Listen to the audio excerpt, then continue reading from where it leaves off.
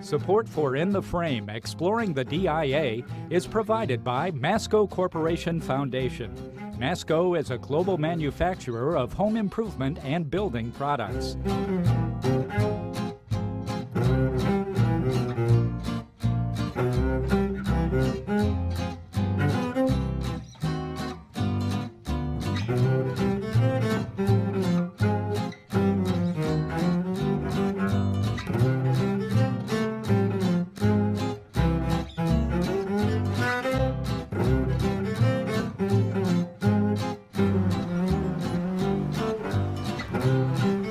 Hello, and welcome to In the Frame, Exploring the DIA.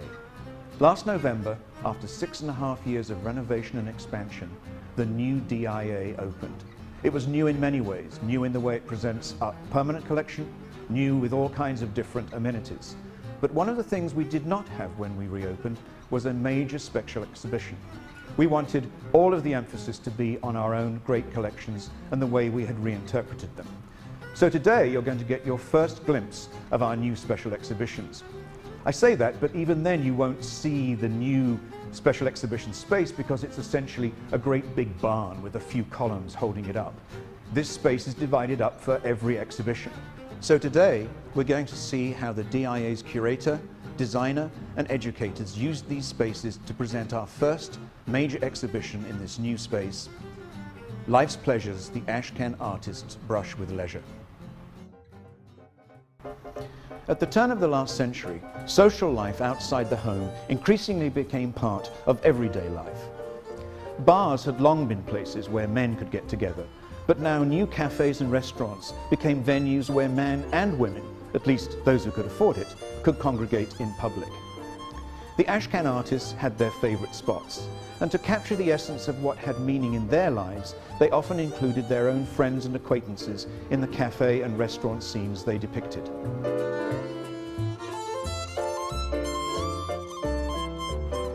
Certainly one of the icons of Ashkan painting is this work by William Glackens called Chez Mucan. It depicts a man and woman in a cafe having a simple cocktail, just sitting back enjoying life. And that's what the Ashkan artists love to paint. They love to paint their lives, the world around them. And no painting really exemplifies that more than this one. Yet when it was exhibited in their landmark exhibition in 1908, one of the critics called it a vulgar painting. The question is, why did he call it vulgar? Well, it wasn't what was considered appropriate for high art, for fine art at that time. At that time, people felt that paintings should represent really noble ideas, beautiful women, women in parks, ethereal scenes, Arcadian subjects, but certainly not the everyday, and something not as pedestrian as sitting in a cafe having a drink. Well, that idea that it was once called vulgar brought suggestions into the painting. Now, for years we've known who the male figure is in the canvas. It's Jimmy Moore, who is the owner of another famous French restaurant in New York called the Café Francis. It was where many of the Ashkan artists also hung out, and as a matter of fact, they sometimes were called the Café Francis Society. And Jimmy Moore, by trade, was an attorney. He was a famous Lothario, who often liked to be accompanied by young women, who he referred to as his nieces. Over time, people have sometimes taken this to be such a woman, often also suggesting she might be a prostitute, which nothing could be further than the truth. Valerie Leeds, the great scholar on Robert Henry, was in contact with the Mucan family when we were working on this exhibition, and one of the members of the family said, "Would you please clear up something? The woman often described as a prostitute is really our grandmother." So what we have here is Mrs. Henri Mucan having a drink with her friend Jimmy Moore. And if you look in the reflection of the mirror on either side, you see a woman here who happens to be Glackens' wife and her brother. So what Glackens has given us is a little snippet into the life of his world, sitting at one of their favorite restaurants, Mucan's, a very upscale New York restaurant.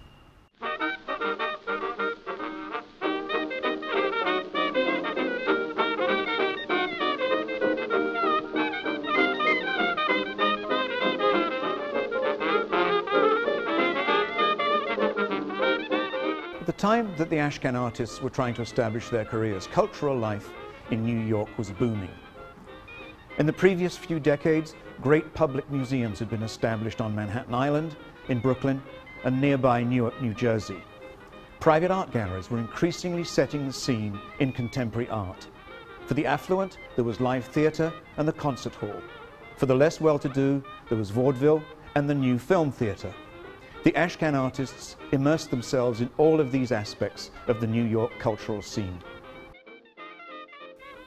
In this room that has to do with paintings that represent everything from circuses to high-class opera and serious music performances, we have two effects. One on the door that really tells us about entering into a theater below a lighted marquee, and we have just a little suggestion of that here. And the walls, which we really agonized over, and you may not even notice when you come through the room, are meant to evoke a kind of a plush inside theater of the era.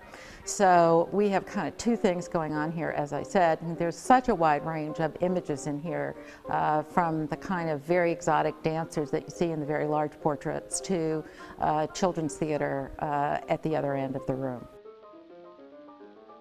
Well, the Ashkan artists just didn't hang out in bars and cafes. They went to circuses, theater performances, art galleries. They really enjoyed New York life. They went out and they embraced the entertainment world, and thus made many friends in the entertainment world. The three works behind me are all celebrity performers who were friends of the artists who painted them. To my right is Eugene Spiker's painting of Catherine Cornell in the guise of Candida, one of her most famous roles. She was considered the first lady of the theater at the time.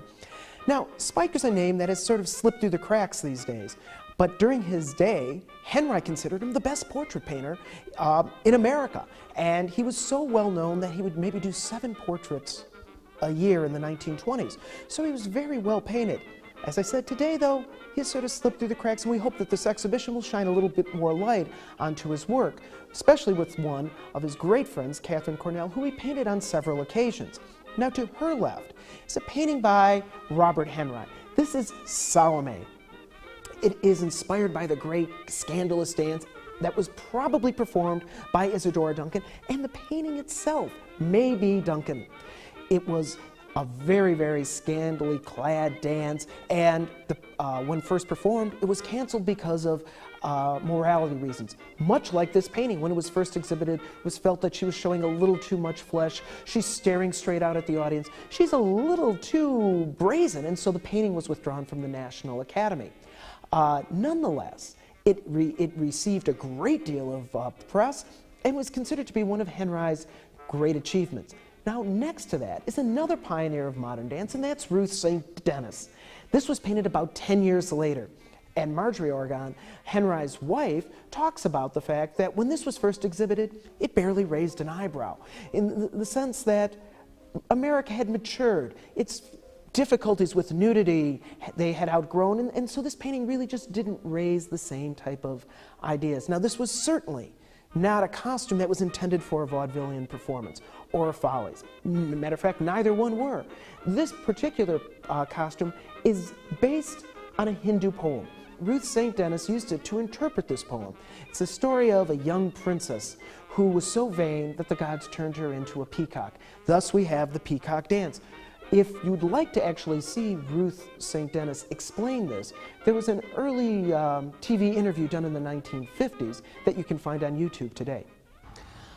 Well, something that was always near and dear to the hearts of the Ashkan artists, and a thing that they painted that you really don't see often, is looking at art, which is certainly something that's very near and dear to all of us here at the DIA.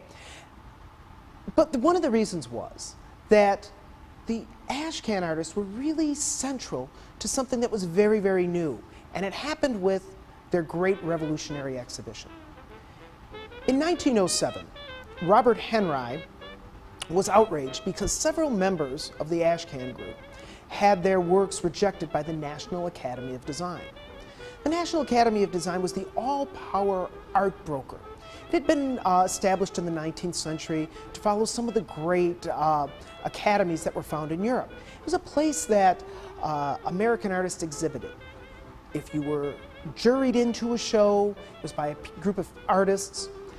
They decided what was appropriate to see, what were great works of art. Then there was a hanging committee, and works weren't hung on line in a straight way that we do today. They covered the walls from floor to ceiling. And if the hanging committee wasn't too fond of your work, it might be hung at the very top. This was an imprimatur that was put on an artist's work if they showed at the National Academy. Well, Henry felt that this was not an appropriate thing. He did not want people dictating what he was going to show or what his followers and fellow artists were going to show. So, he organized an exhibition of 8 independent artists in February of 1908 that was held at the Macbeth Gallery. This was the Great Revolution, because as the New York Times wrote, those of us in the know have seen work like this before, but it was the show that was revolutionary. And they were called revolutionary artists. They were called the Black Gang because of the heavy dark colors they used. And this was a lot of hype, much of which Henry was really responsible for generating, because it was really a great PR engine that led a lot of life to the exhibition. Thus, the artists really became sort of celebrity artists of their day. The canvas behind me is called The Artist and His Patron and depicts a scene in Macbeth Gallery where the exhibition was held. It shows George Lukes, the artist, with a patron discussing selling one of his works. This is something that was very important because it changed the way artists related to their patrons. Now they were really trying to sell the works that they felt were important, that they felt were very interesting. And we see that in this composition. It's the idea of really celebrating the work of art.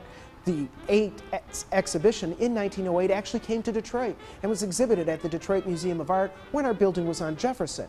But as we walk down this wall, we're going to see several other works that really look at the idea of looking at art. Pen Dubois, a member of the 2nd generation, makes fun of this character here. You see this guy in the top hat, his tail sort of flying out. It's called Chanticleer, and the translation in French is rooster. And you see this guy almost as a proud rooster walking by, ignoring the paintings.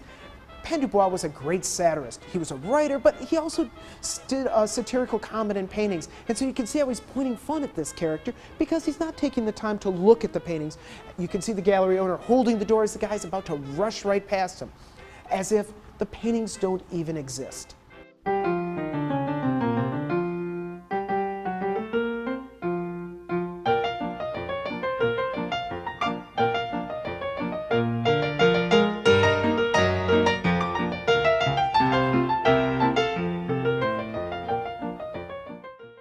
Now we're entering the room that's devoted to paintings of different kinds of sporting leisure activities. And we have everything in here that ranges from people enjoying their new car in the park to guys wrestling and boxing, which I think in the early part of this era was considered illegal.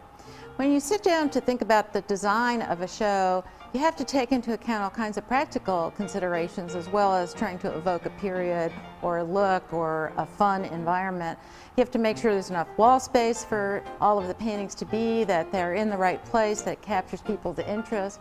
And very often people come to the museum and they see another show after a show that they've seen a month earlier or a week earlier, and they don't even realize it's in the same space because the space gets so transformed between one exhibition and another.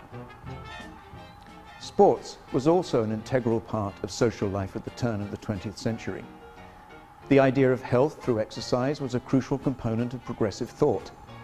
The Ashkan artist's own statements have a distinctly masculine tinge to them, and a number of them were participants as well as spectators in a number of sports.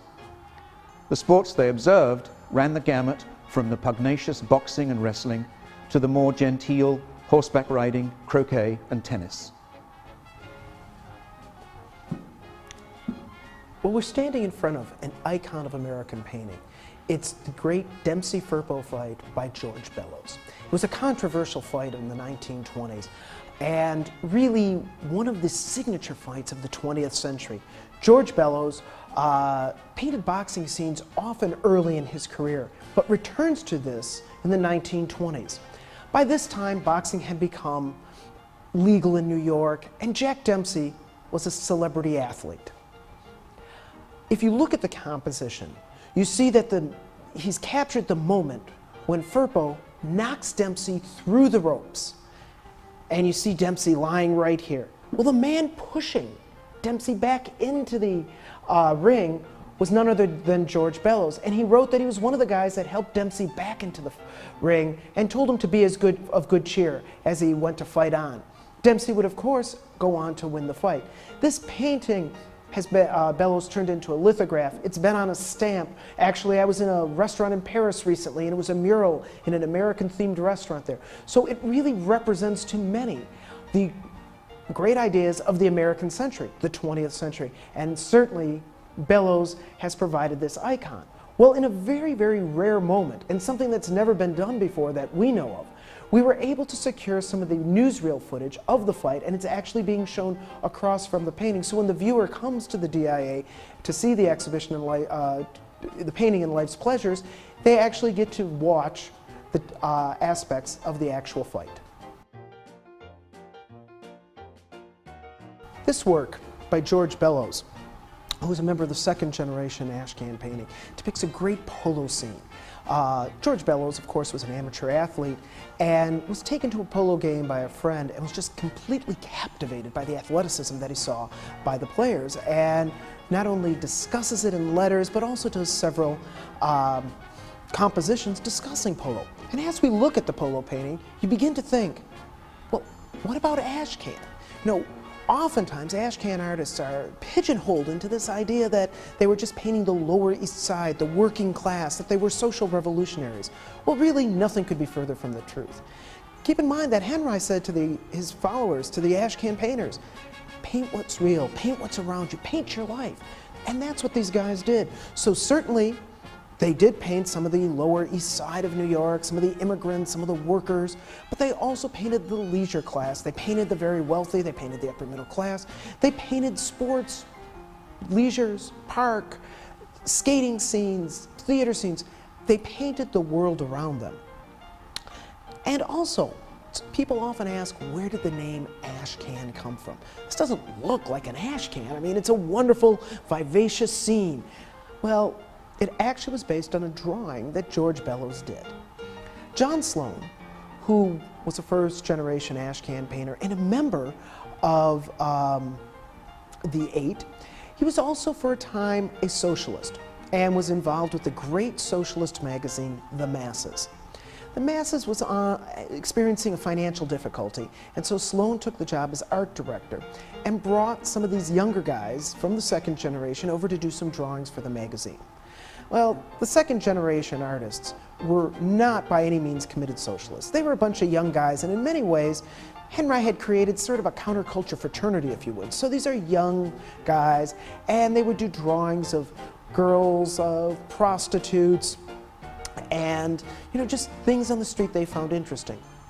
Bellows did a drawing of 3 bums reaching for scraps out of a trash can or an ash can.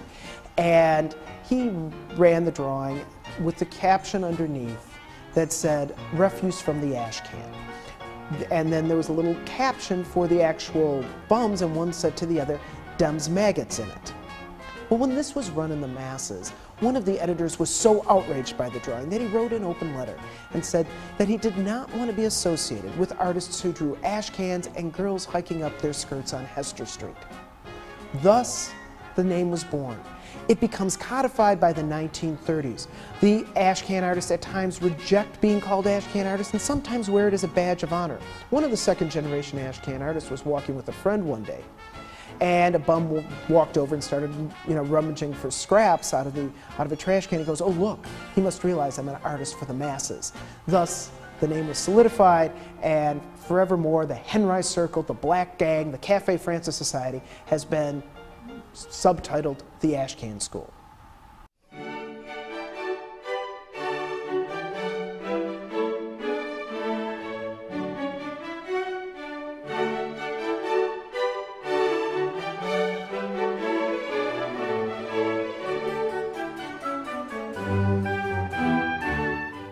In the dense urban environment of New York City, parks and other open spaces became crucial places for social gathering. The Ashkan artists themselves roamed all the way from Battery Park on the southern tip of Manhattan Island to the new developments north of Central Park alongside the Harlem River. Their images of New Yorkers having fun, depicting just about every social strata, give a perfect idea of the vitality of these times. The Ashkan artists had no doubt in their minds that their work was about the here and the now. But in most ways, their aesthetic the way they worked, the way they positioned themselves, can be traced back to the Impressionists, the French Impressionists, some 30 years before. This painting by Arthur Davis shows an exception.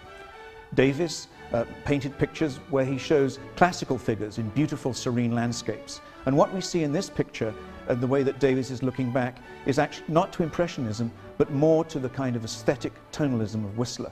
We have this brand new modern aqueduct running over the Harlem River, but everything is keyed back, toned back, so that the whole thing has a kind of beautiful tranquility that runs very much counter to almost everything else that you see in this exhibition.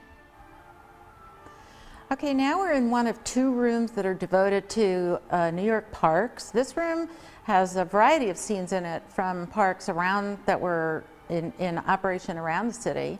And the room that we can see through the arch, or that you saw through the arch, is devoted just to Central Park, probably one of the best known parks in the country, and certainly the biggest park in New York.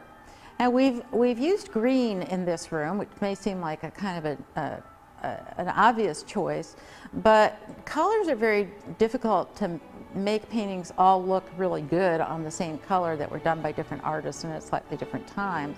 So picking colors for the exhibitions is not an easy job, particularly because you don't have the paintings in front of you. They're usually somewhere else, or they're still hanging in somebody's house, or they're in another museum. So we use paintings in our own collection that are from the period, and we looked at all the color photographs, and we made an informed choice. We did a number of tests on them, and we used green in 3 different rooms, so 2 are the same color so that we could make the point a little bit subtly that the rooms were both connected by their subject matter, different kinds of parks. And the other room we used green in was sporting events, which take place outside. None of them are really meant to make you feel like you're outside, but they're just to kind of give you an idea, a sense of the kind of space that's evoked. Also, in many of these paintings, the weather ranges from snow and overcast to sunny days in May or June, a day in June for that matter. So you cannot just have one, you can't have only one thing in mind. You have to have a general background that makes the paintings really pop out, but that kind of feels right for what you're trying to evoke. The Ashkan artists painted all over New York City, and many of the parks were one of the great areas that they really spent a lot of time in. But certainly Central Park, which we devoted an entire gallery to, is where they spent a great deal of their time. And no painting really exemplifies that more than our own Day in June by George Bellows. Here we see a group of people who lived in and around Central Park, or the general Central Park environs. They're dressed in their white dresses. They're upper middle class, wealthy folks. We see them on the Great Lawn. The Plaza Hotel is peeking over the trees there. And here, George Bellows includes himself, his wife, and his daughter on the lawn of Central Park. So again, it's that idea of incorporating their lives right into the paintings that they were doing. But they also like to interject humor. Again, as we look in this canvas, we see this young girl running off into the woods and a young guy chasing her. It's that idea of the joy of life. And that is so often captured in the works that the Ashkan artists painted.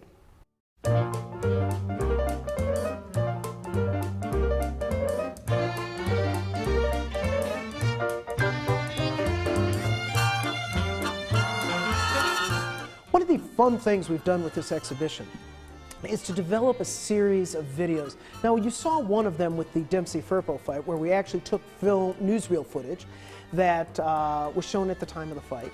And we're playing it across from the painting. Well, in this gallery, our education department came up with 4 short theatrical clips that really embrace the ideas that the painters were executing in their works. We have kids swimming in a little swimming hole where they're not supposed to be, that says no swimming, and the police come by and chase them away, much like you might expect to see in the 42 Kids or even in Lawson's swimming hole over here. There's also a scene where a couple is sort of making out in the shade of a boat, much like the Prendergast boat. So anyways, what we have done is trying to give snippets, although theatrical, of life during the same time that the paintings were done, but on film. Because of course, movies were being developed at this time. It was the era of the great silent films, and we do have a silent film series running at the same time that the exhibition is going on.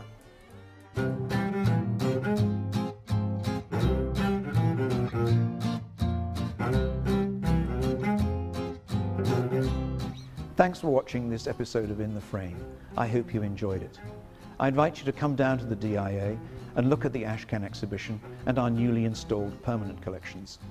As special exhibitions by their very nature come and go, I suggest you look at dia.org when planning your visit to find out what's current. Again, I hope you enjoyed the program, and until next time, this is Graham Beale, your guide to one of America's great museums, the new Detroit Institute of Arts.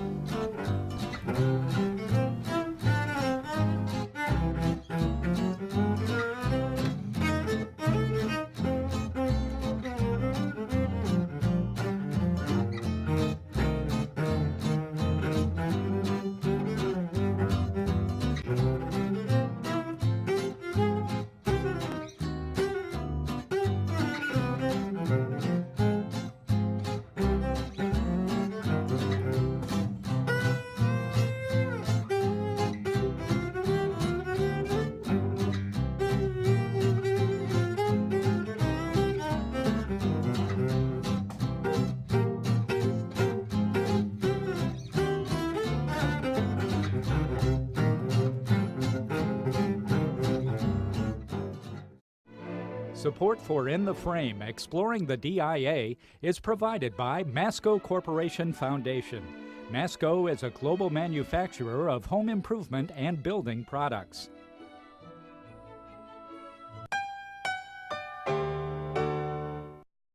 An encore presentation of In the Frame is available on demand for viewing at DetroitPublicTV.org.